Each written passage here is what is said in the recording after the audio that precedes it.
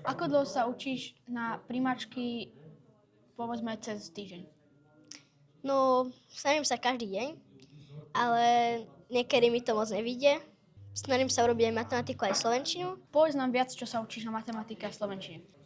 Na slovenčine väčšinou doplňovačky, mäkké tvrdé i, veľké malé písmená, podstatné mená, určovanie vzorov podstatných mien, gramatické kategórie, A na matematike? nejaké slovné úlohy, zátvorky, príklady. Čím si pomáhaš, keď sa učíš? A používaš nejaké stránky, apky? Používam našu stránku Príprava na primačky.